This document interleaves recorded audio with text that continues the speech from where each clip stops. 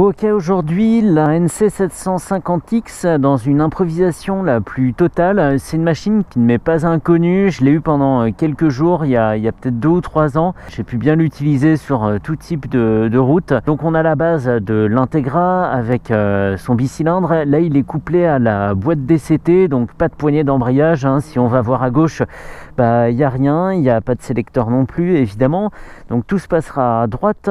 La puissance a été revue un peu à la hausse et le couple aussi, et il fait 58,6 chevaux maintenant, et cette puissance est dispo à 6750 tours et le couple est dispo à 4750 tours. C'est une moto qui est proposée à 9400 €, elle existe en 4 couleurs, ce gris, blanc, rouge et bleu électrique, très beau. À l'avant on a un disque de 320 mm avec un étrier 2 pistons Nissin sur des Dunlop Trailmax D609F, j'invente rien, c'est écrit dessus. À l'avant c'est une jante de 17 pouces et à l'arrière elle fait 15 pouces. Le pneu arrière fait 160 de large. Elle fait quand même 214 kg en ordre de marche, c'est beaucoup. Le réservoir fait 14 litres 1 et je sais pas pourquoi je tape ici vu que le réservoir est pas là. Ici c'est la grosse surprise de cette moto, un énorme atout pour elle, c'est un faux réservoir où on peut mettre un casque intégral et ça c'est imbattable sur une moto comme ça, c'est un énorme avantage quoi. Dans un gabarit qui est pas plus gros, on n'a pas une grosse bosse de chameau comme ça qui trahirait la présence de ce gros rangement. Donc le réservoir est sous la selle, ça aide aussi pour la répartition des masses. Et ce qui a changé en 2021, c'est le tableau de bord un petit peu plus technique, plus complet aussi, moins tristoun. Avant on avait un écran à cristaux liquides assez long comme ça avec pas beaucoup d'infos. Ici on a une jauge à essence, on a l'heure en haut, le rapport engagé, le régime, la vitesse, le mode standard qu'on devra changer avec un des boutons ici. Tac. Sport. Avant il y avait un bouton S ici et de mémoire le mode sport c'était le mieux parce que le mode standard était vraiment un peu asthmatique, c'était pas très agréable à conduire. Donc en mode sport on a toute la puissance disponible, le frein moteur à fond et le traction control à 1/3. En mode standard, on n'a pas toute la puissance, on a 2/3, pareil pour le frein moteur et le traction control monte à 2. Et en mode rain, en mode pluie, on a encore moins de puissance, moins de frein moteur, ce qui est très bien sous la pluie. Et par contre le traction control à fond et un mode user où on peut un peu naviguer comme ça entre tous les pré-réglages. Le mieux c'est encore de partir avec, donc je vais desserrer le frein à main qui ici est très bien intégré. Contrairement au Forza 750 et au XADV, on a une poignée ici à droite. Là au moins ça se fond dans le paysage, c'est très bien. En drive, et on peut choisir si on veut ok, mode sport. Et je vais peut-être pas mettre le mode sport, hein. On va mettre le mode standard, je le trouve trop violent au démarrage. Et on peut choisir donc entre un mode automatique et un mode manuel. On va passer les rapports donc avec une palette ici moins et une gâchette de l'autre côté plus. Et je sais de mémoire que ça marche très bien. De toute façon cette boîte DCT on la présente plus, hein. Elle est tellement efficace, elle fait tellement bien le travail qu'elle se vend quasiment toute seule, hein. C'est un vrai plaisir. Et du coup comme elle est très facile à conduire, comme elle fait toute seule, moi je vais conduire à une main. Et on va aller à gauche juste pour mettre le... C'est super dur de prendre un virage à gauche à une main, mais c'est possible, mais ça nécessite un équilibre fou. Et j'aime beaucoup l'évolution de ce cristaux liquide justement parce que les infos se détachent bien dessus, il y a un très bon contraste, elles sont bien séparées les unes des autres et on trouve très vite le renseignement qu'on cherche. Et cette présentation fait très technique, voilà, avec plein de jauges comme ça, même si avoir l'info de la puissance du frein moteur etc en permanence on s'en fiche un peu, c'est bien sans en faire trop et c'est parfait. On a tous les petits voyants sur le côté, ceux qu'on veut pas voir s'allumer, hein, l'huile, le moteur, tout ça non. Les voyants de clignot de part et d'autre du compteur. En présentation elle est vraiment excellente. Conduire une moto à une main tout le temps comme ça, les démarrages c'est hyper déstabilisant, hein. Ça ronronne tranquille, un bruit plutôt profond, assez présent, hein, même à des régimes assez bas comme ça. Là moi je suis en dessous de 2000 tours et on a cet échappement qui ronronne sagement. Mais c'est bien, ça accompagne tranquillement le pilote. Une vraie moto pour manchot, hein. C'est fou. Je parle pas de l'animal, hein. Je parle des gens qui ont perdu un bras ou une main. Non, quand tu perds une main, t'es manchot aussi? Ouais. Ah non, c'est qu'un bras. Ah, je sais pas. Mais en tout cas, ça se conduit bien. Forcément, je suis beaucoup plus crispé sur la main droite. C'est intéressant à voir. Il y a que sur les freinages d'urgence où c'est forcément plus risqué. Je le ferai pas, hein. Évidemment que je vais remettre la main gauche sur le guidon. Mais c'est pour dire à quel point elle est facile en fait. J'ai même pas le réflexe de remettre ma main sur le guidon quand je veux changer de vitesse. Tellement la boîte agit avec naturel, mais ça je le dis à chaque fois que je tombe dessus. Et c'est toujours aussi étonnant quoi. Je m'en lasse pas. Je m'en lasse pas, et quand on me dit bah, viens essayer tel modèle, je te préviens par contre il a le DCT, c'est absolument pas un frein. C'est pas un frein puisque c'est un embrayage, donc ça n'a aucun rapport. Oh pardon, ce bouton de klaxon là. Ah, c'est une moto que j'avais bien aimée, même en duo. Mais en duo, en mode sport hein, uniquement, mais la réponse à la poignée n'était pas la même. Le mode sport faisait pas la même chose, c'est bizarre. Là je le trouve très explosif hein, de ce que j'en ai vu, alors qu'avant c'était vraiment pour réussir à en tirer quelque chose d'honnête qu'on mettait le mode sport.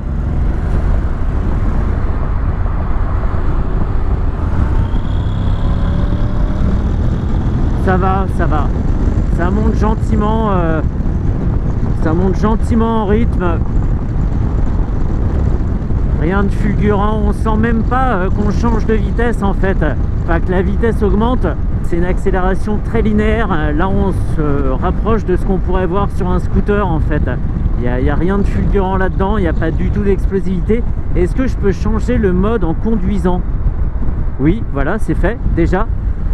Il y a eu une petite lumière qui m'a dit que c'était fait. Ok. Ok, donc là la machine se donne un petit peu plus les moyens. Il y a effectivement eu deux rétrogradages. Deux rétrogradages, ouais. Elle a rétrogradé deux fois. On est passé de 5 en 4 en 3 assez vite. Mais par contre, comme on n'a que 58 chevaux, faut pas s'attendre à être collé au fond de la selle. Ça reste à la hauteur de ses capacités, hein. Il n'y a pas de quoi faire beaucoup plus, mais au moins la machine a rétrogradé pour se donner le maximum de chance. Voilà, on a quand même rétrogradé jusqu'en 3e et c'est pas rien. On sent quand même un petit peu le poids, hein, 214 kg, malgré le fait que le réservoir c'est sous la selle et que tout en haut comme ça, il n'y ait pas grand chose. On la sent pas lourde vraiment, mais bien assise sur la route.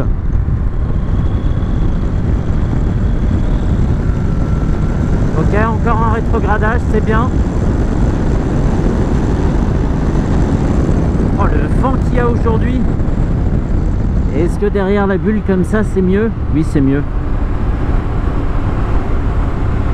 Clic. Ah, c'est marrant, la selle remonte pas mal dans le dos. C'est comme si on nous invitait à nous asseoir en fond de selle, mais du coup je suis pas du tout à l'aise. Je suis pas du tout à l'aise en fond de selle moi. Je vais me remettre bien dans le creux. Non, c'est bizarre, hein. C'est juste pour les gens avec un gros postérieur alors. Non, non, ok, d'accord, j'ai cherché le sélecteur, il n'y en a pas, tu peux t'arrêter. Tout est sérieux sur cette moto. Là, vraiment, la dimension d'utilitaire prend tout son sens. C'est quelqu'un qui veut aller au boulot sans se prendre la tête, voilà, sans avoir à passer les vitesses, à galérer dans les bouchons, mais qui en même temps veut garder l'aspect d'une moto. Ce que je comprends tout à fait, c'est une démarche que je pourrais avoir personnellement. On a l'avantage du scooter avec ce très gros rangement dans le faux réservoir et avec une boîte auto, donc sans avoir à s'embêter, et tout ça dans une apparence de moto normale, dirons-nous. Et c'est très bien, moi je comprends tout à fait le but de ce produit là, mais passer les vitesses ça me manquerait. Je la trouve un peu lourde et la puissance est limitée pour arsouiller, mais c'est absolument pas son but. Ouais, Ouais, son but visiblement c'est de s'extraire du feu rouge. Elle le fait trop bien. Sans se cabrer en plus, on reste complètement en sécurité. La direction s'allège pas du tout. Donc on sait qu'on a toujours toute la maîtrise de la machine.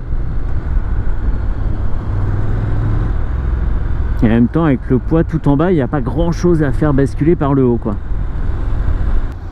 Ouais, on peut vraiment jouer avec tout ce qu'il faut dans le menu. On appuie sur mode et ça fait passer une petite barre comme ça sur les différents éléments de l'afficheur. Et après avec les flèches on choisit, on a donc le voltmètre, la conso instantanée, la conso moyenne, 4,9 litres là, donc c'est voisin de ce que dit Honda, le temps total, etc. Trip A, trip B, ah c'est la date du jour ça, d'accord. Et le totaliseur, parfait. Et donc cette moto, si facile à conduire, si facile à utiliser, est-ce qu'elle est facile à assurer aussi? Bah ça on va le voir tout de suite avec mon partenaire Honda Assurance. C'est bien pratique d'acheter un véhicule chez Honda et de l'assurer dans la foulée. Voilà, ça fait une offre tout compris et c'est des tracas en moins et des démarches en moins aussi.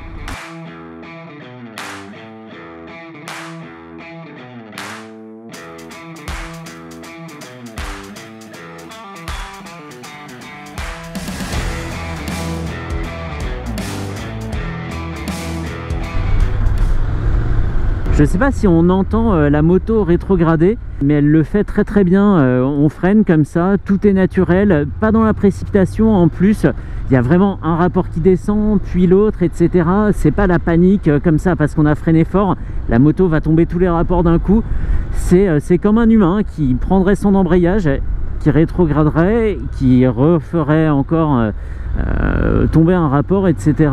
Et à chaque fois je découvre des trucs sur cette machine moteur boîte qui sont vraiment dingues. Mais alors du coup je vais m'arrêter 2 secondes. Ok, neutre. Ah alors attends, parce que pour faire le plein, à droite c'est pour ouvrir le coffre et à gauche c'est pour ouvrir la selle. Ah, le bouchonnos, il est là. Le bouchon est là. Excellent. Très bien. Bon, bah c'est bon à savoir. Ah, et trop bien. Avec une petite béquille pour que la selle tienne. Excellent. Est-ce que ça fait aérofrein, ça? Mettons, je vais hyper vite sur l'autoroute. Ah oui, mais je suis obligé de retirer la clé du contact. Bah, avec le double, à la limite. Je fais comme ça. Le truc se déploie, la moto ralentit. Et je m'arrête en un rien de temps. Ouais, à étudier, ouais. Bon voilà, c'est un essai hyper court. C'est là qu'on voit la difficulté d'essayer à nouveau une machine sur laquelle j'ai déjà appris mes habitudes. On finit par plus détecter la nouveauté ou des grosses enfin les grosses qualités, si on les détecte tout le temps, mais des petits trucs qui rendent la moto différente. Finalement, comme on s'y est habitué, j'ai toujours moins de choses à dire sur des motos avec lesquelles j'ai pas mal roulé. Par contre, ce qui se remarque tout de suite, c'est que le tête de fourche a changé. Avant, c'était comme ça. On avait juste ce phare un petit peu pointu. Et là, ils ont rajouté une partie en dessous qui finit vraiment bien l'aspect de la machine, quoi. Elle a l'air un peu plus méchante maintenant. C'est cool, mais une machine un peu lourde. Mais comme ça, impossible de dire que c'est un scooter, hein. Parce que c'est ce que c'est, hein. C'est un scooter, hein. Boîte auto, tout ce qu'il faut pour avoir une machine facile à utiliser. Le gros espace de rangement, voilà, c'est un scooter, mais déguisé en moto, mais très bien déguisé en moto. Je suis bien content, j'ai pas perdu mon temps, même si je l'avais déjà faite. Bon, je viens de remettre un peu d'essence dans la machine et le moins qu'on puisse dire, c'est que ça fait complètement flipper de manipuler le pistolet de la pompe à côté de la selle. J'ai eu qu'une trouille, c'est d'en mettre sur la selle et d'ailleurs je crois que c'est déjà le cas parce qu'elle est un peu tachée. Un excellent produit évidemment, mais ça s'adresse à une certaine catégorie de personnes, ceux qui veulent la simplicité d'un scooter sans perdre l'aspect de la moto à un prix pas déconné pour une moto qu'on peut garder, ah non j'ai appelé ça une moto, pour un scooter pardon, qu'on peut garder vraiment des années et des années quoi. C'est la fiabilité de ce moteur est plus à prouver.